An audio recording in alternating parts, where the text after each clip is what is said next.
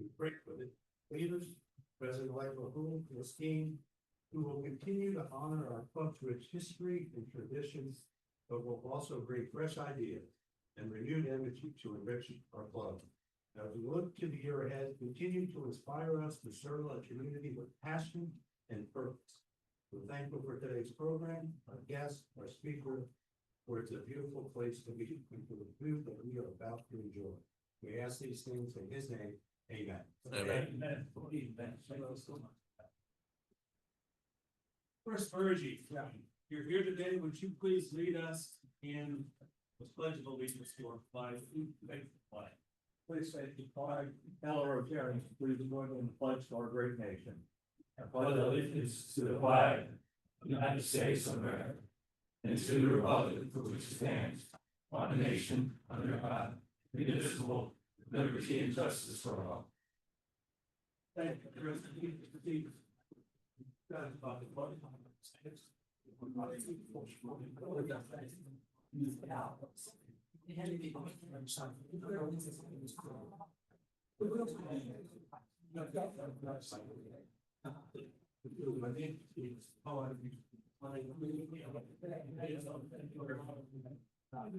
All right, now it's time for the hot dogs. And I've seen Lee walking around with a wrap. You want to explain the wrap too? We have two sides of the word. All right.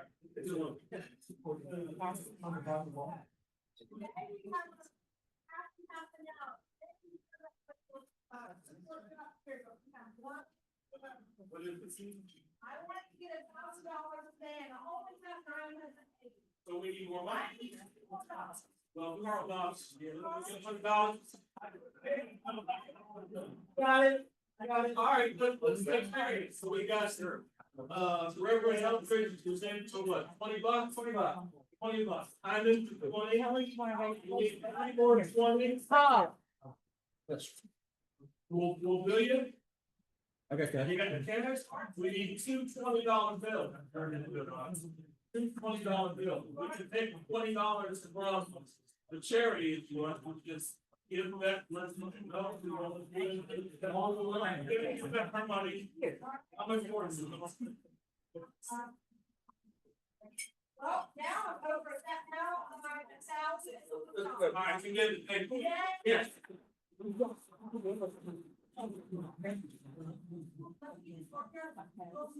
You don't need money. On the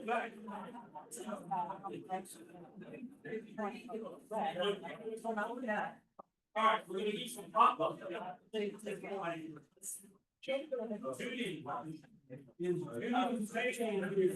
Judy. I got you right here on the flash. You want to talk? You want to do a time? All right, guys. I think it's still on. Yeah.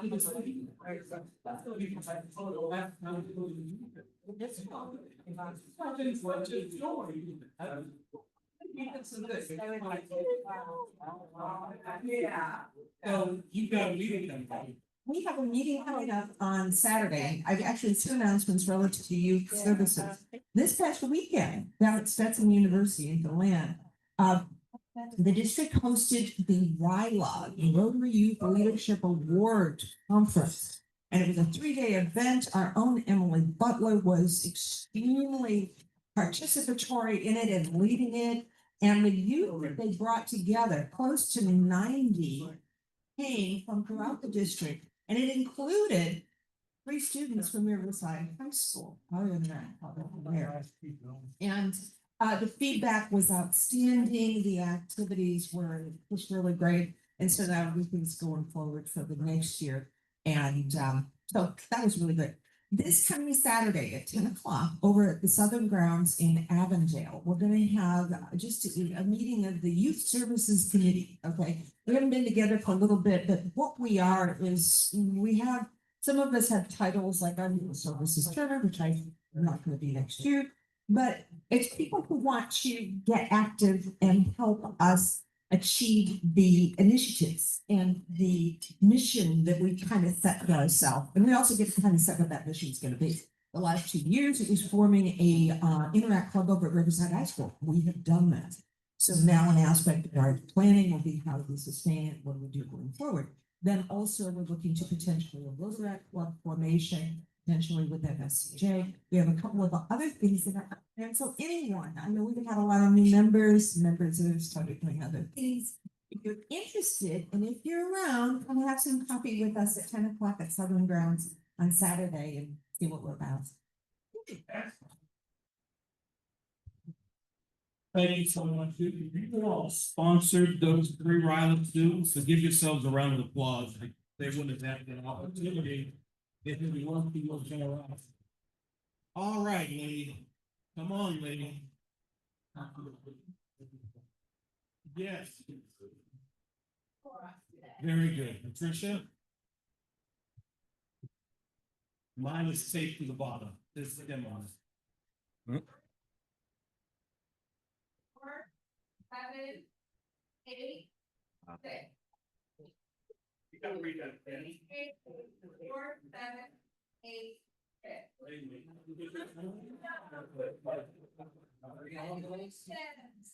Who won? John Barley won. Congratulations, John.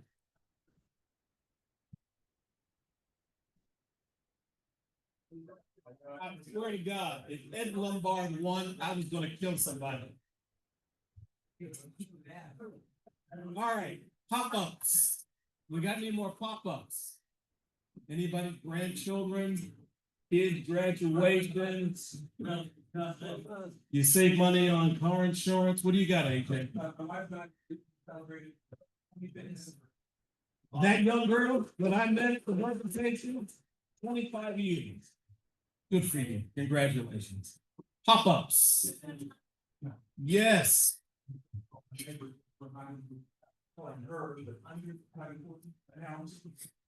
Number 2 daughter. We just graduated from law school about 2 weeks ago. Congratulations. And last July, I had her first baby, my first grandchild. All right. So we got a lawyer in the family and a grandchild. First one. Excellent. Jimmy Kelly. You begin to look like me, bro. That's kind of trying. I just want to turn it off. Time was like myself, from Barry already. I was going through my phone address book the other day, and I started jotting down some different folks I had talked to a long time. Not all very guys, I talked to him for about 10 or 15 minutes. Good for you. He's doing great, living North Park, out on the road, having a good time. He said he misses everybody, so I invited him to come back. He does, well, got more to remember to get us all that done, all that money away. He's, what something I can do. Make sure you get Barry back here next week. We're going to do Founders Week. We're going to have a great celebration. If it's ever the time for him to get back here next week, to get him back here. Any more pop-ups? All right, well, I got this. Full of money for Family Promise of Jacksonville. I've got no idea how much money this is. Beth, come on. This is Beth Mixon. Good. You're gonna take this money, right? Yeah. You know how much it is? Why don't you pop it on the top of the organization? I'm gonna come back next, over a year and talk. Shorter. I'm Beth Nixon. I'm the Executive Director of Family Promise of Jacksonville. We serve families with children that are either at risk or experiencing homelessness. Here in Duval County, more than 3,300 Duval County students are homeless. And I really consider that the tip of the iceberg because that number doesn't include their parents and it doesn't include their siblings that are either too old or too young to be in school. We have 2 programs. We have a temporary shelter and a prevention and diversion program. Last year, 85% of our shelter families graduated into housing. And for our prevention and diversion families, we helped more than 85 families to stay stable. And out of those, 85% either maintained or improved their income. The need is great. We have seen rent increases in our community. It impacts the families that are struggling and working and trying to get by. So we are very grateful for this gift. And I've already talked to Carter Rosenblum because I would love to come back and tell you a little bit more in depth why we're needed and what our impact is. Thank you very much. You're gonna want to live. I've got a letter to read. Oh, good. Says, "Dear Beth, thank you for submitting your application to the Rotary Club of West Jacksonville for charity grant funds. We had a large number of applications this year from outstanding and deserving organizations. On behalf of our club, I'm very pleased to enclose our check to your organization in the amount of $5,000 to support the purchase of food and daily living necessities. Congratulations, sweetheart. I'm happy for you. Come back, all right? One more time, Beth Lipson. Okay, Vice President Kathy Cole, it's your turn to come up here and give us an update on what's happening in your family. You smile like you enjoy this. You got a joke for us today?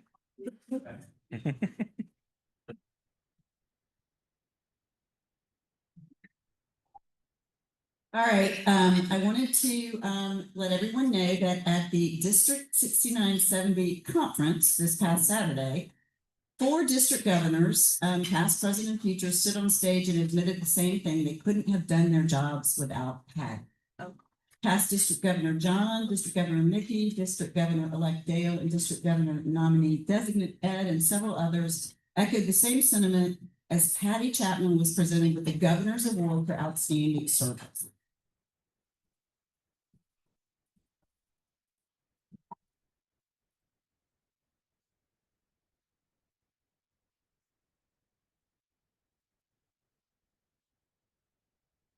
All right, I also want to announce, I heard yesterday from his fiancee Julie that Terry Vereen is in the hospital.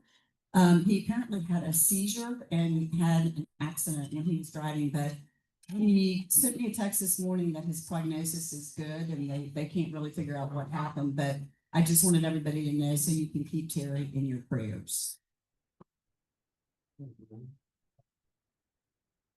All right, so that's seems like not a moment for a joke. I'm going to tell one anyway. A senior citizen drove his brand new Corvette convertible out of the dealership. Taking off down the road, he floored it to 80 miles an hour, enjoying the wind blowing through what little gray hair he had left. Amazing, he thought as he flew down I-95, pushing the pedal. Looking in his rearview mirror, he saw a state trooper behind him, lights flashing and siren blaring.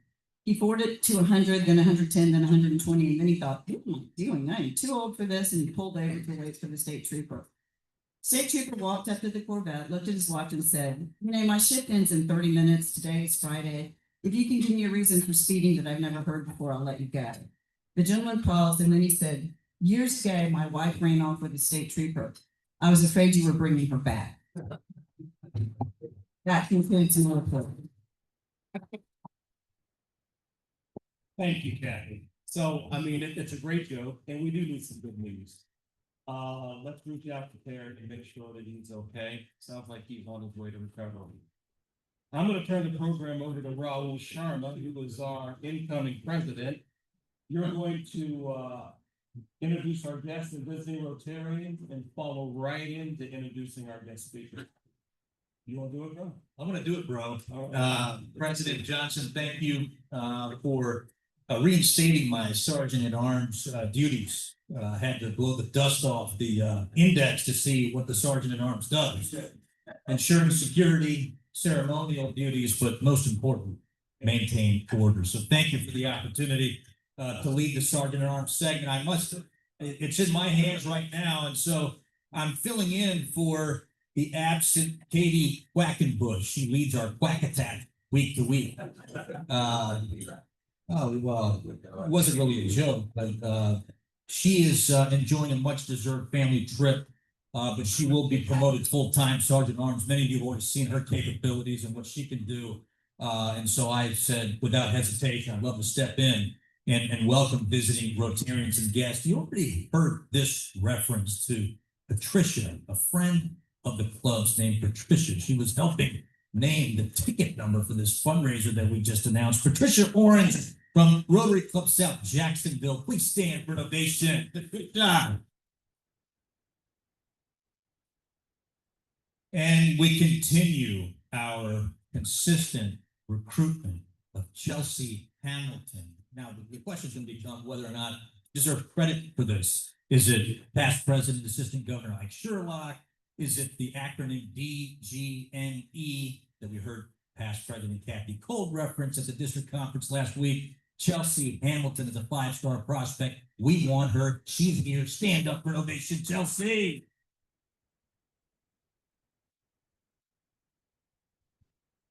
You know, I'm not the joke-telling type. I just like to tell the truth.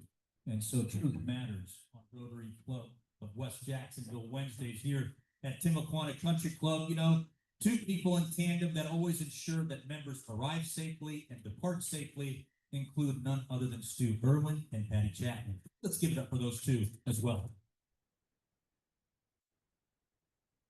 The Rotary pregame crew that gets you like 3 hours before meeting time. I'm talking about people like past President Jimmy Kelly. I'm talking about people like Judge Halsey. I mean, they have like a barbecue grill outside and it's already over 100 degrees and they're, you know, pregame. They can't wait for the meeting to start, but we really appreciate y'all's dedication being here so damn early. But I will say that, you know, I have the responsibility of introducing, you know, our guest speakers. We had a deal with the Jacksonville Transportation Authority and President CEO Nat Ford, but I was told that he had a plane to catch. And so I said, okay, I guess I'll have to announce a trade. That we're going to trade for Nat Ford, and we're going to find someone even better to speak to our club today. And so today, the Rotary Club has the pleasure of hosting a leader in the transportation industry. Some of you got a chance to meet her today, Miss Greer Johnson Gillis. She is a special lady. She's going to shed some light today on critical topics, I believe, for our community and the economy, the future of transportation and its role in economic growth. Miss Gillis is an executive with the Jacksonville Transportation Authority, nearly 30 years of experience in sustainable policies and managing large-scale infrastructure projects. She is a senior vice president of Chief Infrastructure and Development with JTA and joined the authority during a time where society was changing, our world was changing in the spring of 2020, and that was the onset of the pandemic. She's got a lot of responsibility with JTA, and she'll share more about that with us here in just a moment, but everything from innovation, engineering, planning and sustainability, and capital projects. But Ms. Gillis's impact extends far beyond the business realm.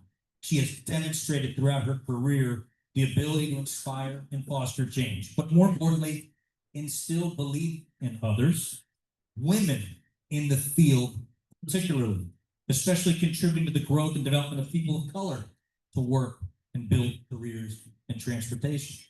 Ms. Gillis has also received honors from the very top, awarded by former President Barack Obama and former U.S. Secretary of Transportation Anthony Fox. Prior to her appointment with JTA, Ms. Gillis worked in the nation's capital, held several executive positions, everything from Public Service Commission and the District Department of Transportation. Listen, she's very active in our community, focuses on women's transportation, elevate women, and the women's network. I mean, you just love women, Ms. Johnson, you really do.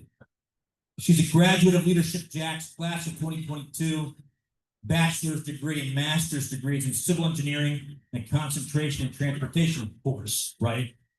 From Georgia Tech. Brothers and sisters, one of the most accomplished and respected leaders in our community is now with us. A shot in the arm and the reaction, which I promise will be positive. The Rotary Club of West Jacksonville welcomes Greer Johnson.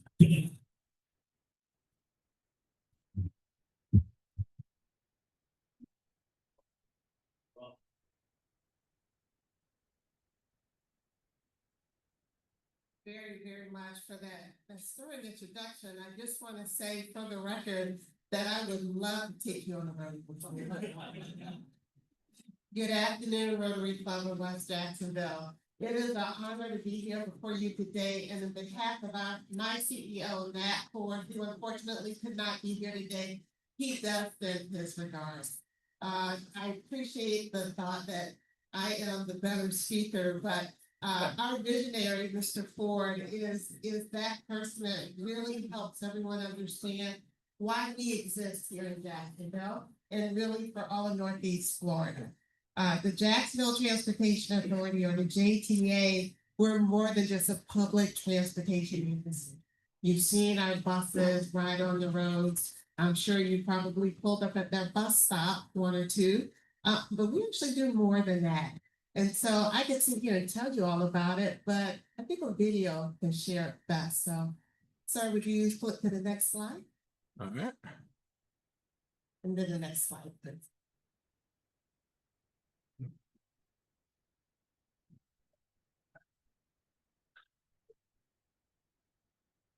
Any chance you have any sound? Let me see what I can do.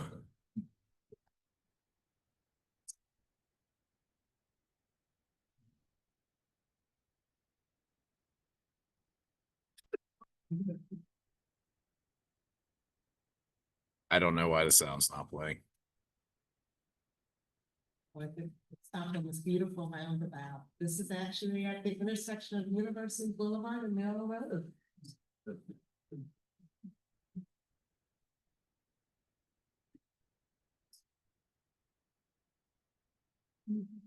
There's some dynamic music in the background. Jumping and everything like that.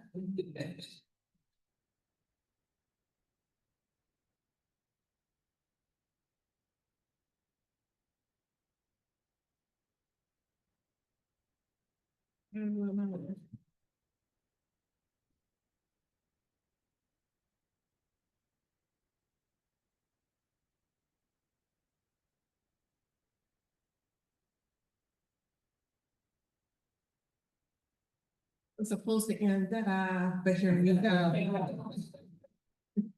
So as you can see from the video, we do a lot when it comes to public transportation, not only in Duval County, but also in some of the other counties such as Clay, Nassau, and St. John's. So we provide express bus service. We provide our regular bus service. We also have community shuttles that you saw here. You saw our monorail that we have downtown, the Skyway. It rides on a 2.5 mile route, all elevated, including across the Acosta Bridge. You saw that we run the ferry. We run the St. John's River Ferry that crosses from Mayport into Fort George every day, 7 days a week. We provide Game Day Express. So if you're going to the Jaguars, you park at one of our outer line parking garages, we will actually drive you to the stadium and drive you back. So you don't have to worry about the stadium construction. We also provide paratransit services for the elderly and for those who need medical attention.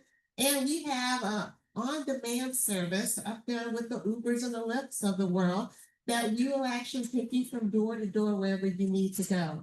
And you saw what we are terming the future of mobility, which I will get into a little later. But we really started as an expressway authority back in 1955. That gives us the ability to do even more than just public transportation services. We have the ability to do road construction as well as bridge construction. In fact, we, the Jacksonville Transportation Authority, was the builders, the original builders of the Dames Point Bridge. Although FDOT now oversees it, but back in the early days, it was the Jacksonville Transportation Authority that actually did that particular project. And even till today, we continue to do roadway work and sidewalk work, partnering with the Florida Department of Transportation and the city of Jacksonville.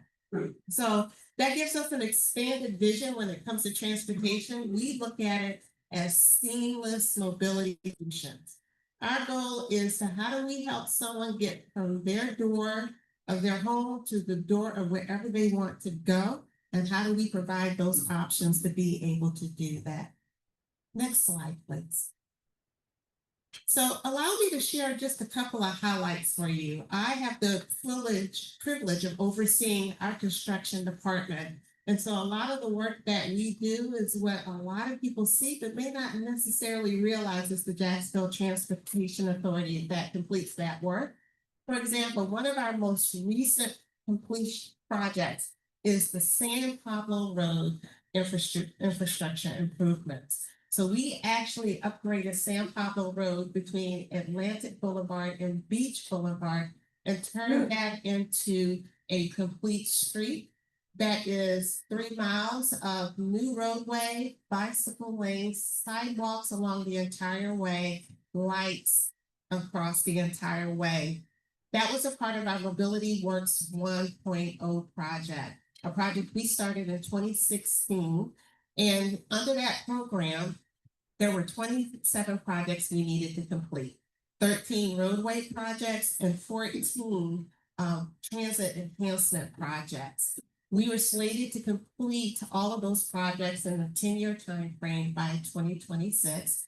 San Pablo Road was our last project that we needed to complete, and we actually completed it early part of this year. We held our ribbon cutting, which means we completed that all of those projects 2 years ahead of schedule. Thank you. Thank you. So with the Mobility Works 1.0 program, that aligns with our goals to create safer spaces for people to commute, whether it's by roadway, by sidewalk, by bicycle lanes. And that investment in that Mobility Works program to date, 28 miles of roadway that we actually constructed, 25 miles of sidewalk, 18 miles of bicycle lanes, 5 miles of pedestrian trails, 74 pedestrian signals, 36 new traffic signals, almost 388 ramps along those roadways and along those sidewalks. And here's a figure that you probably didn't know, 44,000 linear feet of new drainage pipe. The way we looked at it in partnering with JTA, as we did a roadway project, we also upgraded the drainage infrastructure as well. And over 350 trees, new trees that we planted along all those roadways. We saw this as being able to give back to the community by doing this work. But then that helped us move into the second phase of Mobility Works 2.0. We received over $400 million from the City Council as part of the local option gas tax. And with that $400 million, we are going into the next round with 10 more complete streets projects. We are also looking at doing 5 segments of the Emerald Trail. If you've heard about the Emerald Trail, that is the actual multi-use trail that will be looped around the city of Jacksonville. It's going to be housed by the Groundwork Jacksonville nonprofit, but we're partnering with them to complete 5 segments of that trail. And as a result of that, we received the largest grant from the federal government for that work, $147 million to complete that project.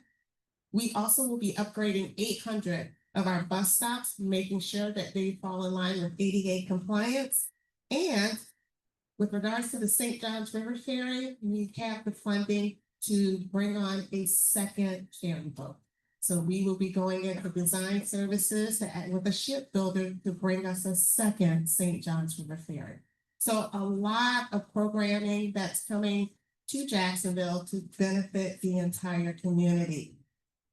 We also are involved in real estate development and transit-oriented development as well. Part of what we do, we lease many of our properties to developers because we're able to use that to create opportunities for workforce housing, multifamily housing, and really to help generate people becoming attached to public transportation. One of which is what we completed just in the San Marco area. It's called Artia, a $93 million multifamily transit-oriented development project that we just completed that will include workforce housing. So people can work in the area, use our public transportation services to get downtown, and actually complete that seamless mobility solutions. Let's move to the next slide, please. And if you can click one more time for it. Could you go back? Oh, Trying to get that video to play. I have another video to share with you. There we go. Okay. So when I spoke about the future of mobility, this is what we're seeing as the future of mobility. It is called the ultimate urban circulator. In short, we use autonomous vehicles to create the connections for people to get from point A to point B. Our ultimate urban circulator program, our U2C program, we will be launching phase 1 of that program, the Bay Street Innovation Corridor, very soon. And we're excited to introduce this service as NAVI, Neighborhood Autonomous Vehicle Innovation.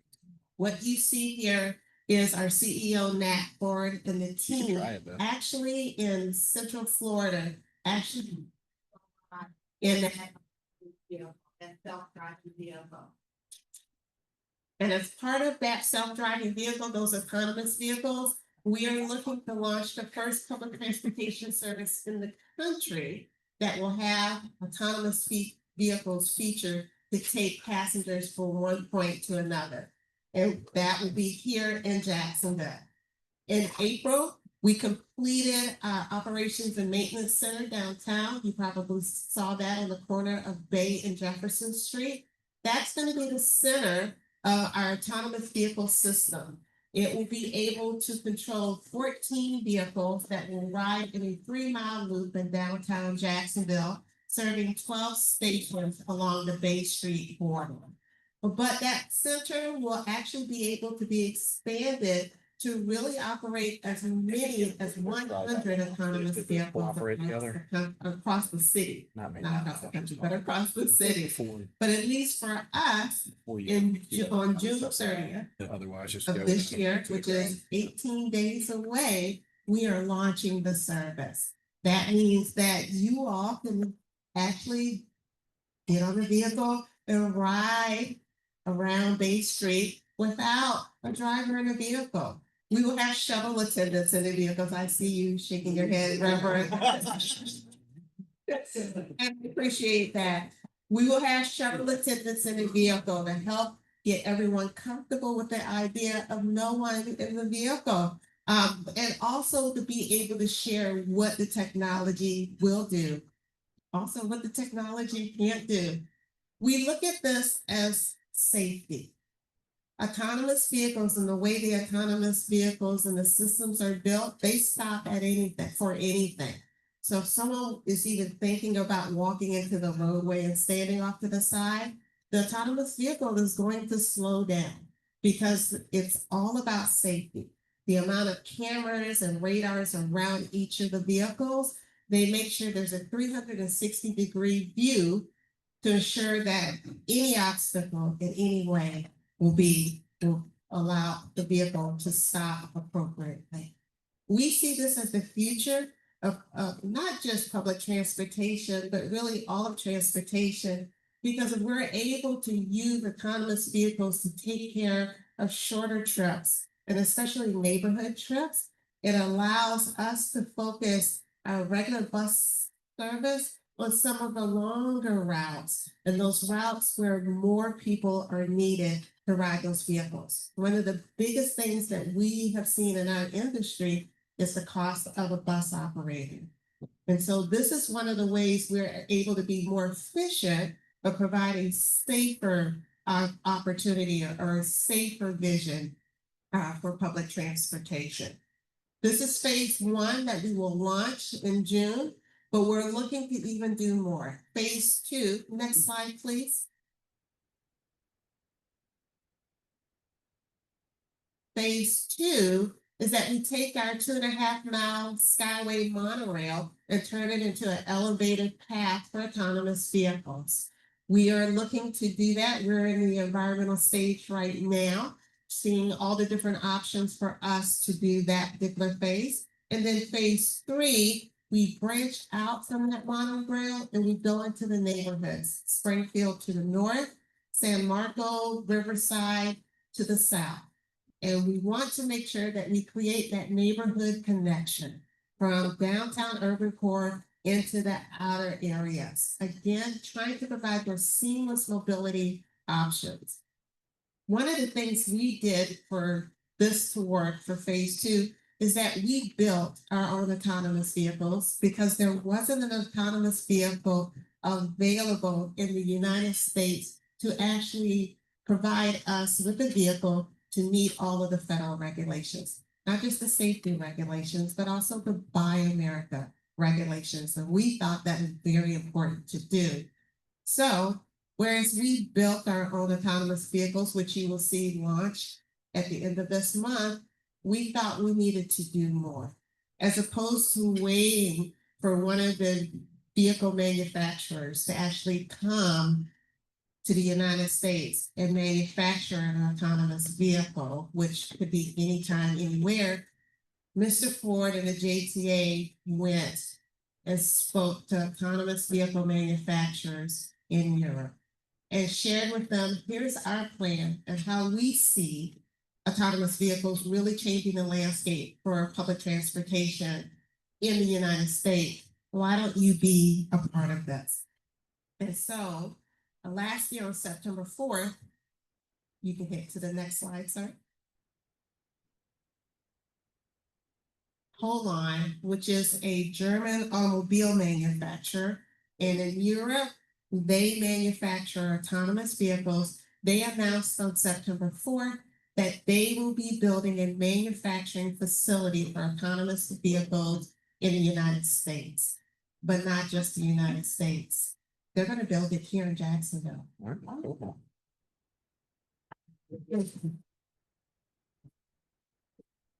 Here's what that means. They have said that by means of building this facility here in Jacksonville, $100 million of annual economic impact to the city and to the region, and over 200 jobs. They're looking for jobs, not just from the technical side. They want to actually work with the city and all of the entities to actually train and develop students so that they could come and work for them once they graduate. The economic impact for the region is real because of this investment that this company is making in Jacksonville.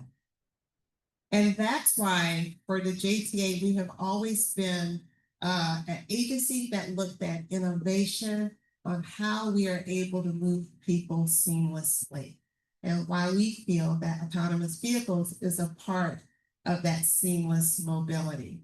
But we also see the value and the growth of it from an economic impact.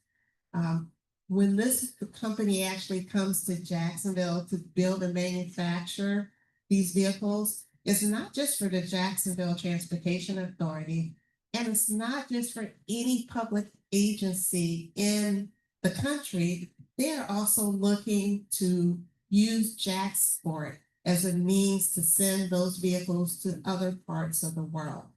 So this is a game changer, we feel, for our region, and all of us can stand up and say, we're the first to do this, and because of this, we're creating a new industry, a manufacturing industry in our own backyard.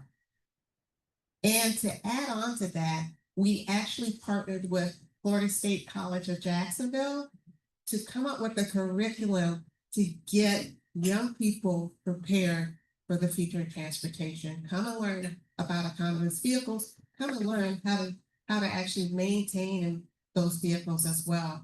All of that is a part of this ecosystem to help really build our community. And ladies and gentlemen, that's really what the Jacksonville Transportation Authority is all about. So with that, that is the vehicle that Holon will be manufacturing here in Jacksonville for use. If you can see, it's a very sleek looking vehicle. It can hold 15 people. No driver at all in the vehicle. It will ride in mixed traffic on the roadway, and it has all of the LiDAR, radars, cameras, a redundant system around it to give it a 360-degree look so that it will operate very seamlessly and very safe. With that, that completes my presentation, and I thank you all very much for the opportunity to share with you. Multiple capital projects providing seamless mobility. Project Link initiative that you just shared with our Rotary Club audience. Greer Johnson Gillis, a major player with the Jacksonville Transportation Authority. This begins our question and answer segment of the program. And so typically what I would like to ask is if you have a question for Ms. Gillis, if you could please raise your hand so I can provide the microphone to you and that your question can be asked. Mr. Brian London, start us off. Thank you very much for your presentation. Can you share your thinking on electric takeoff and landing vehicles? We love innovation at the JTA, and I will tell you, Mr. Ford has already asked us to start thinking in that terms. Of course, that's something we would have to work with the city and of course our partners at the airport on that. But we see that as a part of the innovation and part of the future that's coming. So we started early research into could that be possible, and if so, where? Ms. Gillis, front row to your right, Lee Davis has a question. Thank you for the presentation. It was wonderful. And I also want to say thank you for mentioning the Emerald Trail because our group, we donated to that and we've helped out with that. So we've had tours and all of it.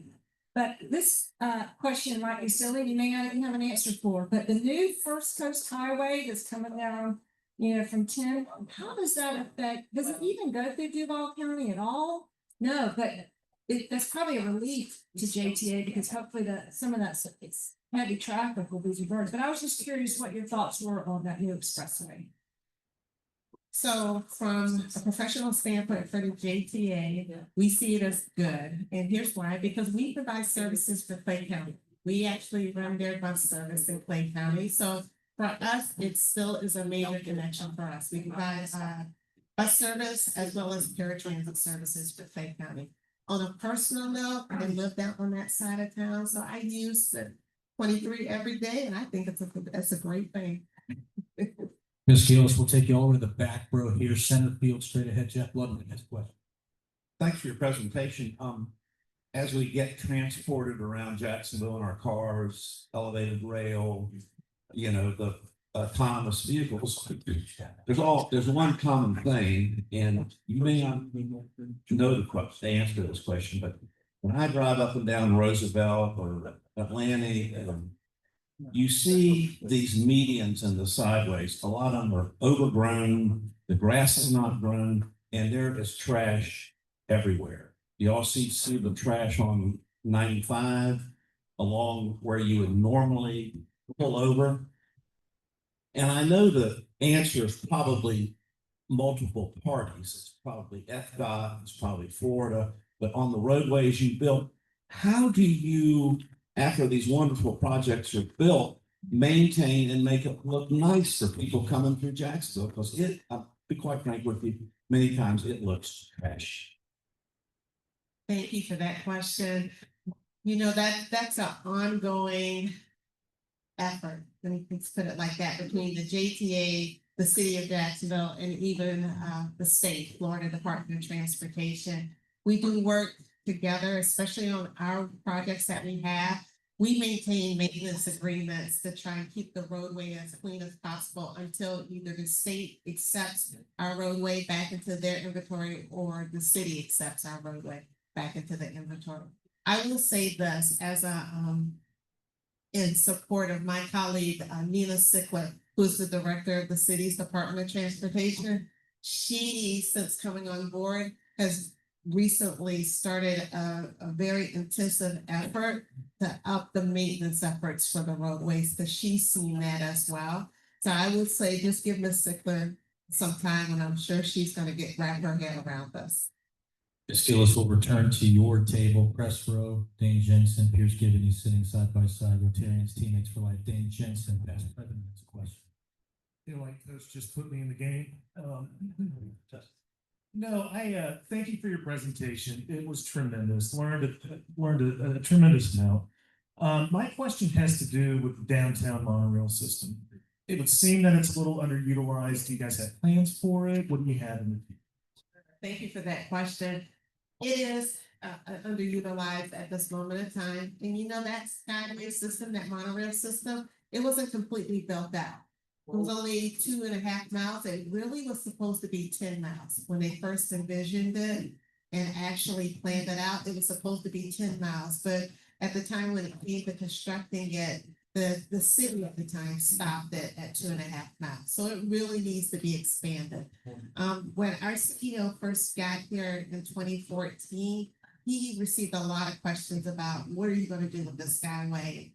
He actually went to the federal government and said, hey, you know, it's the system is met its useful life. It takes a lot to keep those vehicles in operation. They are going to end their useful life as well. And so could we just demolish it and start anew? Federal government said because of the amount of investment, you would have to pay back that funds if you demolished it. So, yes. So Mr. Ford convened some business leaders, civic leaders, and said, what do you want us to do? And they said, keep it, but you need to modernize it and you need to expand it. So that's what we're doing.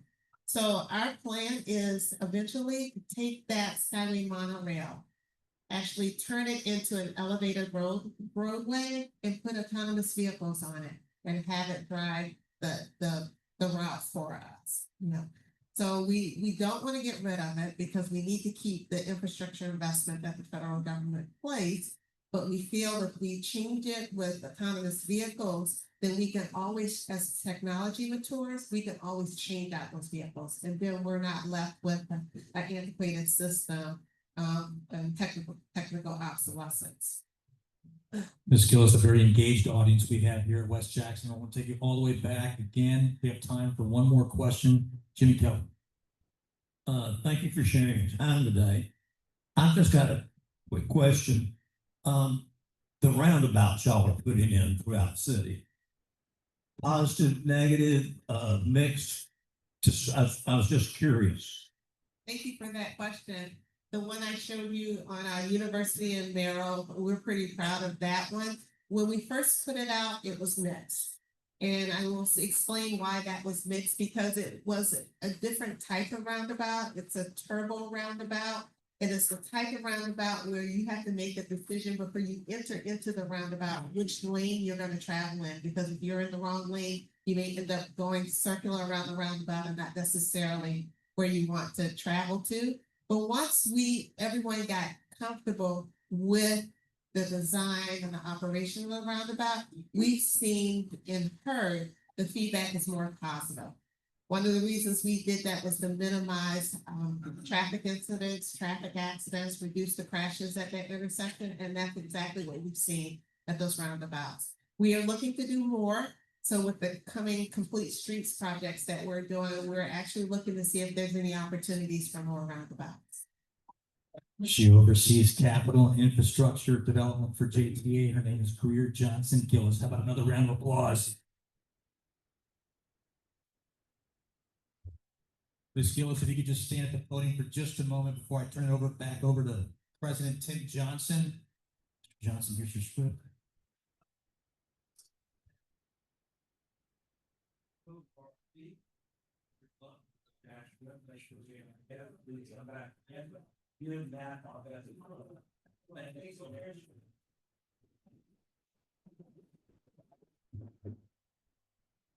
All right, everybody, that concludes our program for today. I want to remind you all that on the 18th, next Wednesday is Founders Day. It's a new tradition we're going to begin here at West Jax Rotary. Founders Day, a day of remembrance and celebration. We're going to depart from our normal program. There won't be a program speaker. We're going to be programmed today. I'm going to be joined by a number of your fellow Rotarians, and we've got a very special program for you. Joining me then will be Judy Mathaney's on the program. Raul's on the program, Bill Andrews is on the program, and Chris Champagne is on the program as well. On the 25th, we have the President's Party. It's going to be all the way live here at Timaquana. That's 6 to 8 p.m. on Wednesday, June 25th. Sign up on the DAC-DB calendar for your tickets to the President's Party.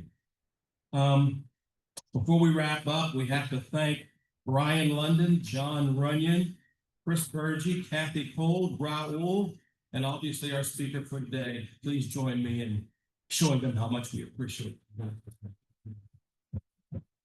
And as always, let's also offer a big thank you to the banquet manager, Tiffany, and the service staff here at Timaquana. Tiffany. All right, we're wrapping up. Today, John McClough is going to lead us in the four-way test. John? Please join me for a four-way test. As we think, say, or do. First. Is the truth. Second. The fair to all concerned. Third. Will build goodwill and better friendships. Fourth. Will be beneficial to all concerned. Thank you, John. We're adjourned. Let's get out there and make some magic. Bye-bye. Thank you. Thank you, Superintendent.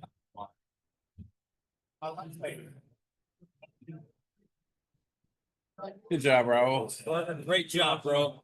You got us back up and running, bro. You know, You found the bottom drawer mic.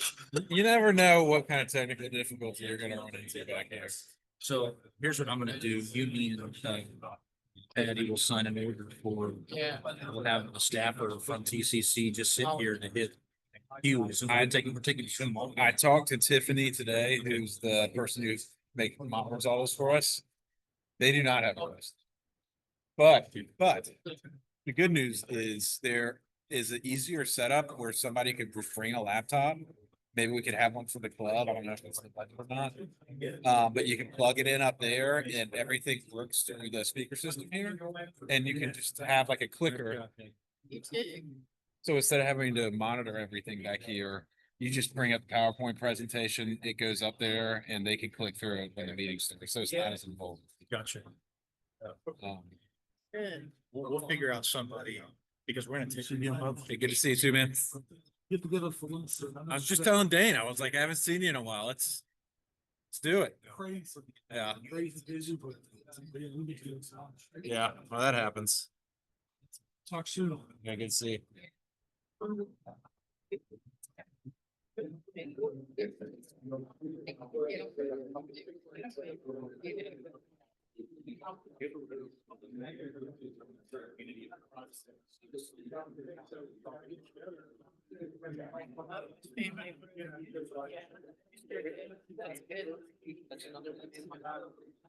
So we'll talk about that.